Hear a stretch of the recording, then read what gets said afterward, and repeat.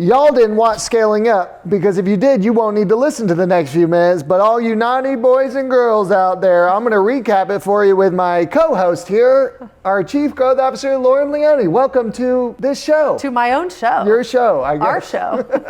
Thanks for having me on your show. Oh, thanks for having me. And someone that doesn't get a lot of credit is Emily. She's always on the other side of the camera here. I wish I could turn around, but she'll yell at me. But Emily, Carly, Lucas, Ashley, they have made all the magic happen in 24. 24 is over. Who gives about 24? Let's talk about 2025. Scaling Up taught us a lot because we got to hear from all the healthcare marketing leaders around the country, and that was cool. One big resounding thing that we've heard going into next year is that the patient journey has evolved, and it's not just as simple as run PPC anymore. Yeah. What are you seeing that is going to be really critical in terms of a different channel mix going into next year? Yeah, I mean, I think for so many years, if you were early and in healthcare, early to adopt paid search, and you did it decently well, and you said the right things, you could succeed in your digital and just doing paid search. But it is getting saturated. The landscape is changing. You've got AI results, and now Reddit is on the SERPs, and local is there. It's just very busy, and it's getting expensive. CPCs are rising, and so you've got to think broader. If you're coming in and you're only expecting to put one token into the machine, the PPC machine, and then get one candy out on the other side, you're probably not going to scale efficiently the way that you're hoping to. And that's just really where the other channels come into play. How do I touch the patient on their journey earlier so that I can then influence their decisioning or their behavior down the funnel? Maybe they're searching for me by brand. Maybe when I do bid on those non-brand paid search terms, there's a recognition and I get a click-through rate that makes,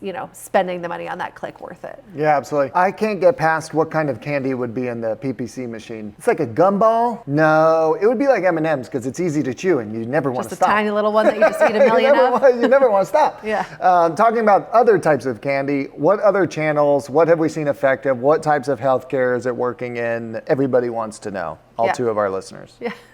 I mean, I think it's, you don't have to leave the Google sphere to start experimenting with some of this. I think leaning into some of the newer products, Performance Max, which is Google's programmatic option. It allows you to look at signals in the audience category outside of just search and deliver ads across display, video, search included. So that's one place to start that is fairly low barrier to entry. You need a couple basic assets, read the guidelines, and put in the minimum assets. And the number one thing being to put in or make sure you're tracking the right things so it doesn't go wild. But that may be a simple place to start. Moving into social, we see a lot of groups having success there. I would say social was a little bit of a black hole there for a while. We hadn't really figured out the tracking. Everyone was dropping pixels. There wasn't a lot of clear guidance on how to find the right audiences. And as that has changed, as we found really great data partners to bring in healthcare first and third party audiences, we're seeing the momentum pick up on using social channels. When do you bring in those audience? For what kind of provider groups?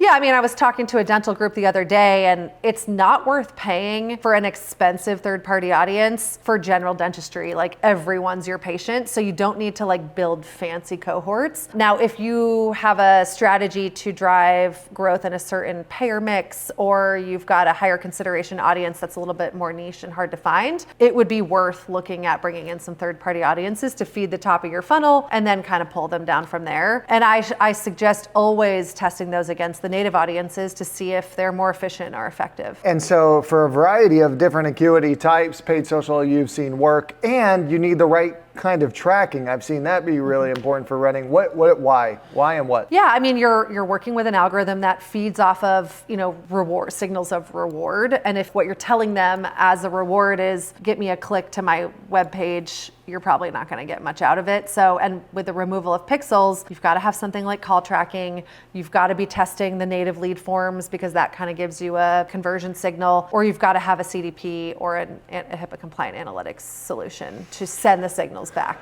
Run PPC, easy. SEO, easy. Listings, easy with simple tracking. Evolving out of those, more difficult when you start going omnichannel, especially if you start going out of the Google sphere. We've also seen LSAs work where approved. Mm-hmm. Yeah, it's a higher barrier to get in. Everybody who's done it knows it's a pain in the to do the application, pull the provider's, insurance, and there's a barrier there. Because of that barrier, a lot of groups say, it's not worth it. So if you can push through that barrier, you could be, in a small group of people bidding on inventory, and that, it's not overly saturated or competitive. I think, it's still up in the air. It is not a universal, it works for everybody. We've seen situations, when you've got high competition, de novos, high Medicaid populations, or, extremely urban areas, it tends to be good. It doesn't work in every instance. So if you're going to test it, maybe pull a couple different types of locations in your portfolio, test it first, and then figure out where it works, and then maybe go double down on that. Yep. Vet and dental. Seen it work really well. CPL's 20% less than even traditional search when it works. Another big theme we heard at Scaling Up was that the macroeconomic factors, you got inflation up, interest rates aren't coming down super fast. Seems like most provider groups are going to be focused on ROI, on profit. I think most businesses in America are going to be focused on profit instead of intense growth, which all of us don't really feel like is going to happen in 2025. Slightly pessimistic view, but it's good for marketers because we have to focus on profit and efficiency. What are you seeing from provider groups when they start looking at how to spend money in the right way? Where do the smart groups start? Yeah, I think the natural inclination when you think focus on profit is focus on bottom of the funnel. Like that, because you can see the dollars going in and something coming out. Even,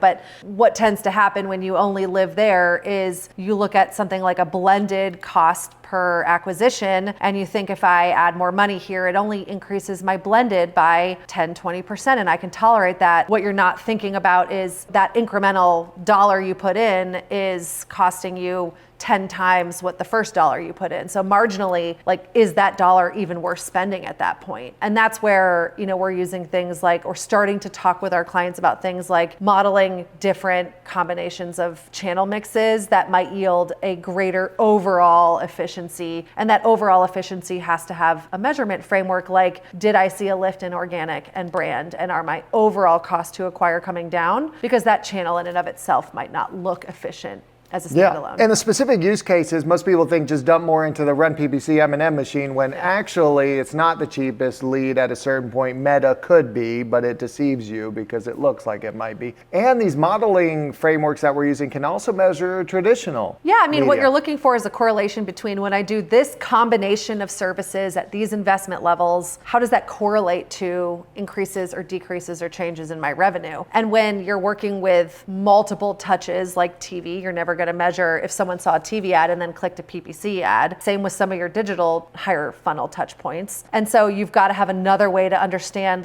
are they correlating to the business outcome that I'm desiring? And that's where you might want to work with an algorithm like that. I'm not suggesting abandoning attempts to do multi-touch attribution or look at lift and kind of overall improvement in digital, but it is a layer that often resonates better with, CFOs and C-suites when you can kind of make an additional case where you're lacking in attribution. Yep, absolutely. So we're excited about all the modeling that is to come because that's going to help drive profitability. Knowing where to spend money, not just on what channels, but where is also important and often overlooked. We talk about MOPS, marketing ops alignment. If you're a marketer in today's, we want to be called growth wizards is what the poll said on LinkedIn. But if you're a marketer going into 2025 and you're in-house, which I know you desperately want to do because you can't wait to quit Cardinal, where are you starting? You go to your ops counterpart. Is it awkward because it's true? You go to your ops counterpart and you start with what? Where do you need more patience? Okay. And I think that's something that if you run any type of model ever and you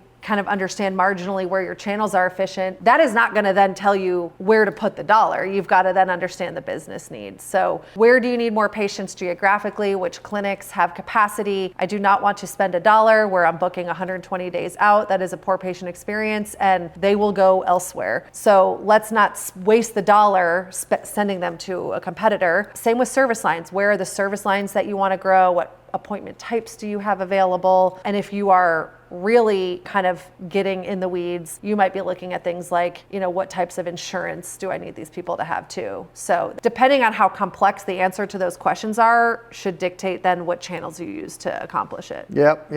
Absolutely. It starts with a business goal. Where do we need patients? What kind of patients? What service lines? And then making sure you stay updated on that. Some of our most advanced marketing, I was just hosting a podcast with the head of marketing and biz dev from a one of the largest PT groups in the country, and it was really interesting. They're like best friends. They talk every day about neat ideas, where we need patients, but also how to move them through their plan of care so obviously the revenue stays and sticks and comes back. And so having a counterpart that you absolutely love and adore, it seems to be really critical going into next year. I just got off the phone with a friend who they decided to blend their sales and marketing functions together, and they have like there's kind of leads on each arm, but someone that unifies the two and makes sure they work together. Like it is absolutely happening. Chief Revenue Officer. These functions cannot live in silos anymore. Big trends. To recap, like you said, Lauren, you're talking about different measurement frameworks, channel mix diversification, making marketing and ops align. How do you do all this? Like, where do you start? Yeah, I mean, if I don't have data, how can we possibly help you make any of those decisions? If you don't have good, clean data from your operational counterparts on capacity, how are you going to know where to spend? If you don't know what's kind of coming out on the other end in terms of patient appointments and who's